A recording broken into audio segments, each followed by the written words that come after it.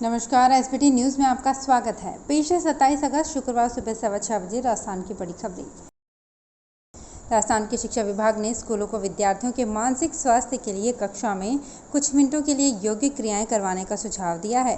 सरकार द्वारा राज्य के सभी माध्यमिक और उच्च माध्यमिक स्तर के विद्यालयों, राजकीय एवं गैर राजकीय में कक्षा शिक्षण के लिए अनुमति किए जाने के परिप्रेक्ष्य में 1 सितंबर से कक्षा 9 से 12 के लिए कक्षा शिक्षण प्रारंभ किए जाने के क्रम में बुधवार को माध्यमिक शिक्षा के निदेशक की ओर से मानक संचालन प्रक्रिया जारी की गई। केंद्र सरकार ने गुरुवार को कहा कि पिछले 2 से 3 हफ्तों में राज्यों और केंद्र शासित प्रदेशों से कोविड-19 टीकों की कमी की कोई रिपोर्ट नहीं मिली है और मौजूदा स्थिति संतोषजनक है। केंद्रीय स्वास्थ्य सचिव राजेश भूषण ने एक सवाल के जवाब में कहा कि राज्यों और केंद्र शासित प्रदेशों से अपने टीकाकरण अभियान की गति को बढ़ाने के लिए कहा गया है।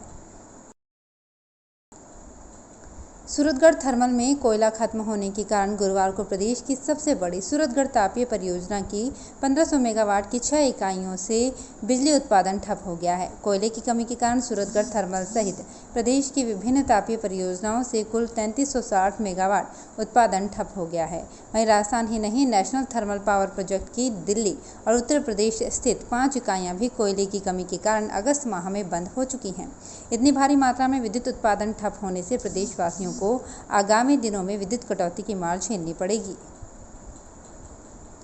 9 सितंबर से शुरू होने वाले राजस्थान विधानसभा सत्र में भाजपा प्रदेशाध्यक्ष सतीश पूनिया और उपनेता प्रतिपक्ष राजेंद्र राठौड़ सहित करीब 25 विधायक सवाल नहीं पूछ सकेंगे। विधानसभा के बजट सत्र का सत्रावसान नहीं होने की वजह से ये स्थिति पनपी है। इन सभी विधायकों ने 40 तारांकित व 60 अतारांकित सवाल पूछ लिए हैं। उधर सत्रावसान नहीं होने से उसी सत्र को कंटिन्यू करने पर भाजपा विधायकों ने नाराजगी जताई है। बताया जा रहा है कि कोटा पूरा कर चुके विधायकों को नियमों का हवाला देकर उनके प्रश्न लगाने से इनकार कर दिया गया है। राजस्थान में उपनेता प्रतिपक्ष राजेंद्र राठौड़ ने कहा कि प्रदेश की तीनों बिजली कंपनियों पर करीब 87,000 करोड़ रुपए के वित्तीय घाटे से गहलोत सरकार के कुप्रबंधन का काला चिट्ठा जनता के समक्ष उजागर हो गया है। इसका प्रभाव अंततः कोरोना काल में आर्थिक संकट से गुजरते प्रदेश के 1,53,00,000 विद्युत उपभोक्ताओं को और उन्हें दी जाने वाली सेवाओं पर पड़ेगा। आर्थिक तंगी से जूझ रहे नगर निगम ग्रेटर ने गुरुवार को चुनिंदा व्यावसायिक गतिविधियों के संचालन पर शुल्क लगा दिया है।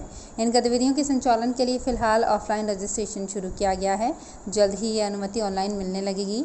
रजिस्ट्रेशन के लिए निगम ने हर जोन को टारगेट दिए हैं। रजिस्ट्रेशन कराने वाले व्यक्ति को अपनी जेब भी ढीली करनी पड़ेगी।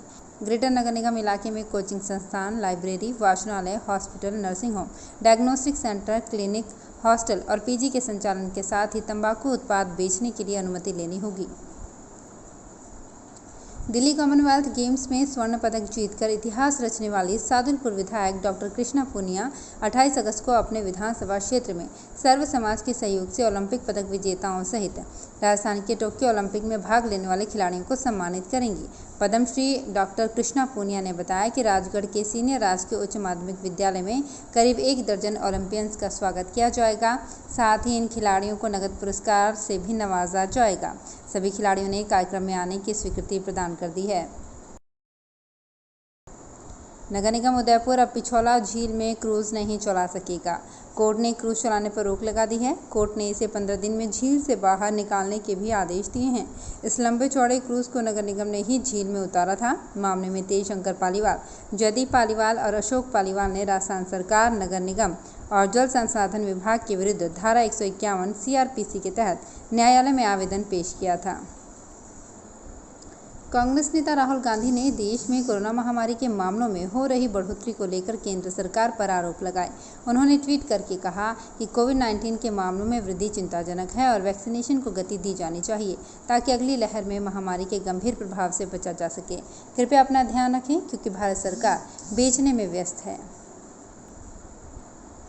साहित्य अकादमी ने नेपाली, ओडिया, मलयालम और राजस्थानी भाषा के रचनाकारों के लिए वर्ष 2020 के प्रतिष्ठित साहित्य अकादमी पुरस्कारों की घोषणा की।